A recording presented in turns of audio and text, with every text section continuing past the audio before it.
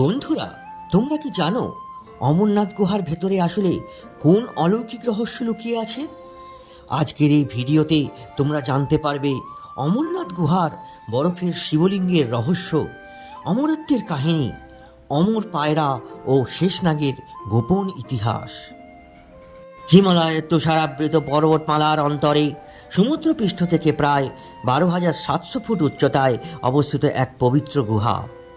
যুগের পর যুগ ধরে অসংখ্য সাধু, ঋষি, ভক্ত এবং তীর্থযাত্রী বিশ্বাস করে এসেছেন এখানেই ভগবান মহাদেব দেবী পার্বতীকে শুনিয়েছিলেন অমরত্বের সেই গুপ্ত রহস্য, যা সমগ্র সৃষ্টির মধ্যে আর কেউ জানার অধিকারী ছিলেন না। এই গুহাই আজ অমরনাথ নামে পরিচিত। কথিত আছে, যে ব্যক্তি সত্যিকারের ভক্তি নিয়ে অমরনাথের দর্শন করেন তিনি কেবল বরফের একটি শিবলিঙ্গই দেখেন না, তিনি অনুভব করেন মহাদেবের চিরন্তন অনুপস্থিতি। একদিন দেবী পার্বতী মহাদেবকে প্রশ্ন করলেন, প্রভু, আপনি তো যুগ যুগ ধরে অমর, কিন্তু আমি জানতে চাই আপনার এই অমরত্বের রহস্য কী? মহাদেব জানতেন এই জ্ঞান যদি অন্য কারো কানে পৌঁছে যায় তবে সৃষ্টি ব্যবস্থার ভারসাম্য নষ্ট হতে পারে। তাই তিনি এমন এক নির্জন স্থান খুঁজতে লাগলেন যেখানে কোনো প্রাণী, দেবতা, ঋষি বা গন্ধর্ব কেউ উপস্থিত থাকবে না। দীর্ঘ অনুসন্ধানের পর তিনি বেছে নিলেন হিমালয়ের একটি নির্জন গুহা, আজকের অমরনাথ।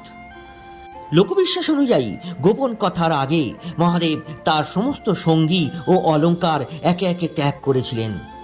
প্রথমে তিনি নন্দীকে রেখে যান পাহালগামে। তাই পাহালগাম শব্দটির সঙ্গে বৈলগাঁও বা বলত্যাগের কাহিনীর সম্পর্কের কথা প্রচলিত।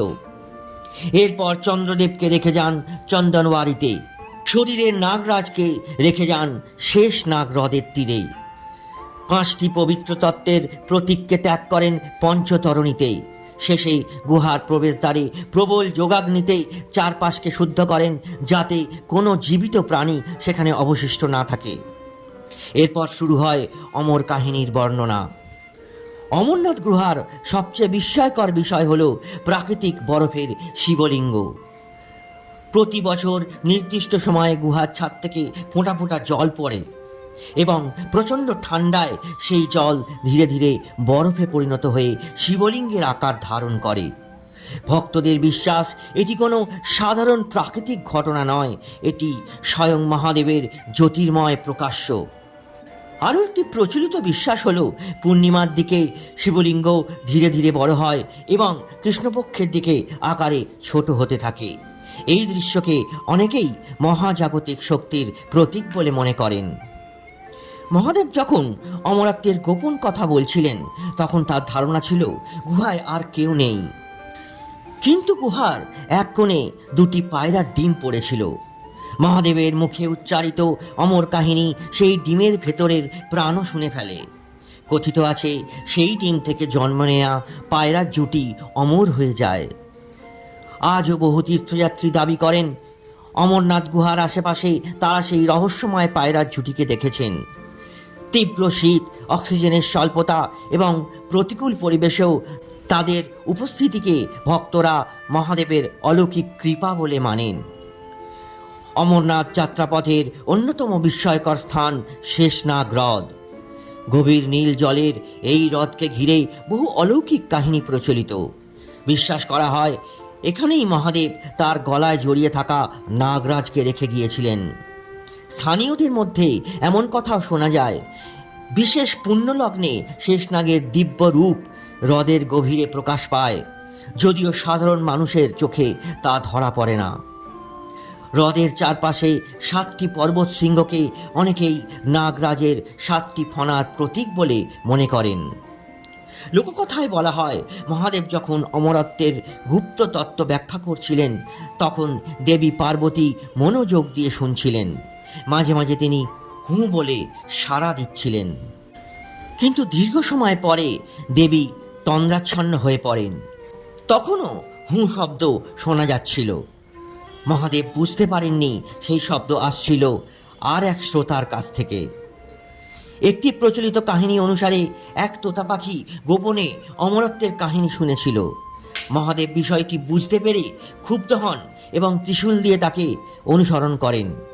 তোতাটি উড়ে গিয়ে ব্যাসদেবের পত্নীর মুখ দিয়ে তার গর্ভে প্রবেশ করে। পরবর্তীকালে সেই তোতাই মহাজ্ঞানী ঋষি শুকদেব রূপে জন্মগ্রহণ করেন। এই কারণেই শুকদেবকে জন্মগত ব্রহ্মজ্ঞানী বলা হয়। অমরনাথ যাত্রা কখনোই সহজ ছিল না। বরফ ঢাকা পথ, খাড়া পাহাড়, হিমবাহ, প্রবল ঠান্ডা এবং অক্সিজেনের স্বল্পতা সব কিছু মিলিয়ে এই যাত্রা মানুষের ধৈর্য, বিশ্বাস ও ভক্তির এক কঠিন পরীক্ষা। অনেক ভক্ত মনে করেন মহাদেবের কৃপা ছাড়া এই যাত্রা সম্পূর্ণ করা কখনোই সম্ভব নয়।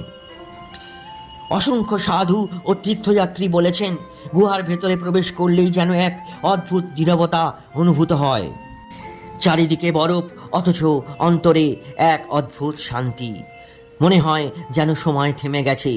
আর সেই প্রাচীন মুহূর্তে আজও মহাদেব পার্বতীকে অমরত্বের কাহিনী শুনিয়ে চলেছেন। অমরনাথ একটি কেবল গুহা নয়, এটি ভক্তি, ত্যাগের এবং আধ্যাত্মিকতার এক চিরন্তন প্রতীক। বরফের শিবলিঙ্গ আমাদের মনে করিয়ে দেয় প্রকৃতির মধ্যেই ঈশ্বরের প্রকাশ লুকিয়ে থাকতে পারে। অমর পায়রার কাহিনী শেখায় ঈশ্বরের কৃপা যার উপর বর্ষিত হয় তাকেও সময় পরাজিত করতে পারে না। শেষনাগ হ্রদ স্মরণ করিয়ে দেয় মহাদেবের প্রতিটি পদক্ষেপের মধ্যে রয়েছে গভীর প্রতীকী অর্থ। আর অমরত্বের সেই গোপন কাহিনী আজ যেন হিমালয়ের বরফ ঢাকা শিখরে প্রতিধ্বনিত হয়, যেখানে বিশ্বাসী সবচেয়ে বড় শক্তি আর মহাদেবী সেই চিরন্তন সত্য, যিনি সৃষ্টি, স্থিতি ও লয়ের প্রতীক। হর হর মহাদেব, জয় শিব শম্ভু। বন্ধুরা, যদি এমন আরও পৌরাণিক কাহিনী জানতে চান তাহলে ভিডিওটিকে লাইক করুন, শেয়ার করুন এবং আমাদের চ্যানেলটিকে সাবস্ক্রাইব করতে কিন্তু ভুলবেন না। হর হর মহাদেব, জয় শিব শম্ভু।